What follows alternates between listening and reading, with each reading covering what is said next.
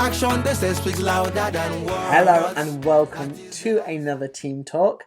I am Matt Print from Fitness with Matt. I've been in the fitness industry since 2010.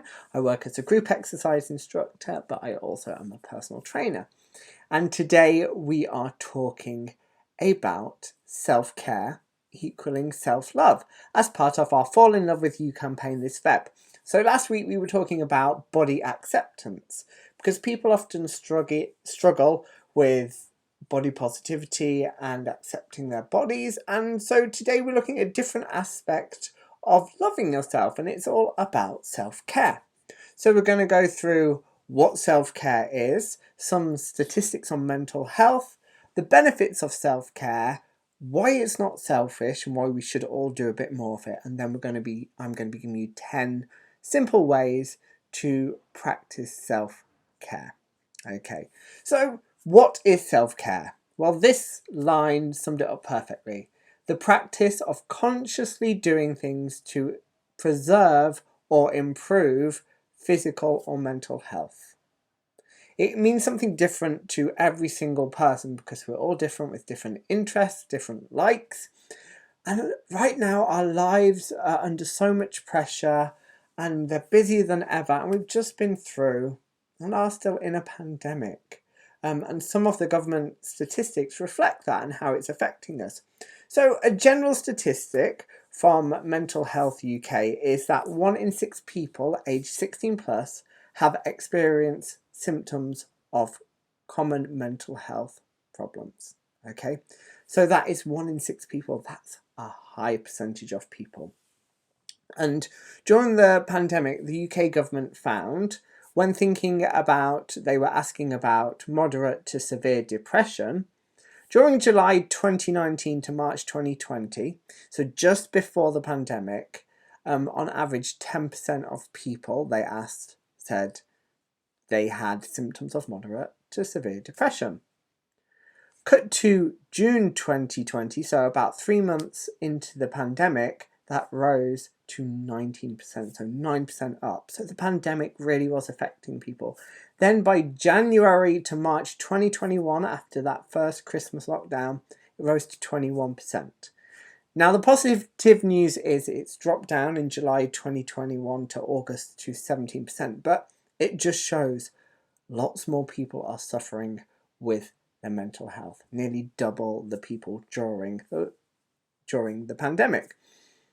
So what are the benefits of self-care? How does it help us? Well, engaging in self-care has clinically, so that's been scientifically proven to reduce or eliminate anxiety and depression. Of course, it will vary from person to person and how bad the symptoms are. Self-care can reduce stress. It can improve your concentration and productivity. It minimizes frustration and anger. It increases happiness. It improves your energy. And it, on a physical level, decreases the risk of heart disease, cancer, and strokes. So we all see how important self-care is to our physical and emotional well-being. There's many different aspects of our health. It's not just about physical health. It's not just about mental health. We have social health. So if we do self-care and we're less angry and frustrated, we're probably going to be less snappy with the people we love. We're going to be probably a little bit more fun to be around. So we already see why self-care is not selfish. We have to put ourselves first in order to help other people, and that's not selfish. If we want to be there for our other halves, for our children, for our friends, for our families, for our parents, we need to look after ourselves so we are the best version of us so that we can help them. And a really good quote I got from Steve Boot, who's like high up in Zumba, he's a Zess. Every time we say yes to the wrong thing, we're saying no to the right thing.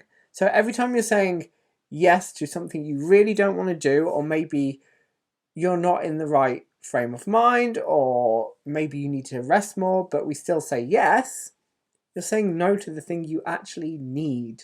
Okay, and then that's going to impact on your health and your well-being. We don't have, an infinite bucket of energy and time. We are all given a set amount of time. We have a certain amount of energy in our lives. And if you think of it as a bucket, if you keep dishing out your time and energy to everyone else, then at the end of the day or the week you look in your bucket and it's empty, well, there's nothing left for you. So self-care helps you to top up that bucket so you can then give some of your time, not all of your time and energy to other people. We need to give ourselves some back so that we have it available for others. We almost have to ring fence and safeguard ourselves. We have a battery within us. Think of it a different way. If you don't like buckets, think of yourself as a battery. If you're constantly giving away energy, you're going to run into empty. And that's when it does affect your health, physically, mentally, socially. So we all need, as we know, to put ourselves first and take more care of ourselves and do more self-care. Sorry, lost my train of thought there if you didn't guess. So now I'm going to give you 10 simple ways that you could practice self-care. But as I said early on, it's going to look different for every person. For me, a perfect example of me doing self-care and almost some practical mindfulness, so doing something in the moment, because I'm not good at sitting still. I love cooking. I love baking. So there's nothing I love more on, say, a Saturday morning when the house is empty or it's early in the morning, everyone else is asleep, being in the kitchen on my own. I'll put some music on and I'll just be in the zone. I can't think about anything else. I'm thinking about the cooking. I'm enjoying it. That is obviously a form of self-care for me, because there's something I really enjoy about cutting things in regular sizes. You know, everyone's different though. Some people hate cooking, so it's not going to work for you. But here are 10 simple ways to practice self-care. Number 1, get a good night's sleep. So prioritizing your sleep. 2, making sure you're drinking enough water. These first 2, super simple and basic, but actually, are you doing these? Number 3, get up and move. That can mean going to a class. It could mean going for a walk. It could mean going for a run. Everyone is different. It could be putting on your favourite song and having a dance at home. But just giving yourself that physical movement, because we all know it relieves stress. It's really good for your physical health, your mental health. So getting up and moving. Number 4, have a relaxing bath or shower. Just spend a bit longer in the shower. Do a different skincare regime. Treat your hair. Do a face mask. But just take time to take care of yourself. Number 5, saying no to something you don't want to do. So putting yourself and your own needs first, saying, no, I'm really sorry, I can't do that. Or I don't want to do that. Of course, you have to be tactful, but ultimately you need to listen to that inner voice that we all ignore going, I really don't want to do this. And if you don't have to, don't. So number 6, putting on your favourite music. So listening to your favourite songs, having a sing-along in the car, something like that is self-care. Number 7, making some nourishing food. So I said nourishing, but it could be nourishing for your body. So it could be really nutritious, packed full of vitamins, minerals, fats, proteins, really well balanced. Or it could nourish your soul. So it could be your favourite soup. There's something nostalgic about a bowl of Heinz tomato soup, which is similar to the colour of my shorts. But whilst on a level you may not see it as nourishing on a nutritional level, it nourishes your soul because you really enjoy it and it's something you love. So it's important to give yourself foods that nourish your soul as well as your physical health. Number 8, connect with loved ones. So maybe it's calling up a friend. Maybe it's FaceTiming a friend. Maybe it's going to see your family. Maybe it's going for a coffee with your loved one. But just connecting with people, switching off and just spending time with them. Number 9, getting outside in the garden. I've got to do later to cut up my tree that fell down during the storm. So getting outside, getting that vitamin D, the fresh air, and just not being stuck at home, which we have been for the past 2 years during the pandemic. And number 10, doing some mindfulness. So it could be practical mindfulness, like I said earlier, doing something that you literally focus on and being in the moment. So for me, cooking works, but it could also be guided mindfulness on an app, online meditations, those kind of things. But mindfulness is simply being in the moment. So where you are, noticing the colours, the sounds, maybe you're cooking food, being aware of the smells. All these things are practical mindfulness. You're just being there, counting how many birds you can see. It's actually mindfulness, if you think about it, because you can't think about anything else, and you're focusing the mind.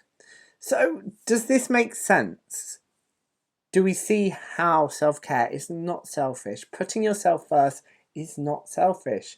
We should all have ourselves and our sleep and our hydration and our what we eat at the top of our priority list. But we often don't. We will always, if we're that kind of person, put others' needs before our own. So it's really important, if you want to live a long, sustained life and be healthy on multiple levels, you need to make sure you are recharging your battery, you are filling up your bucket.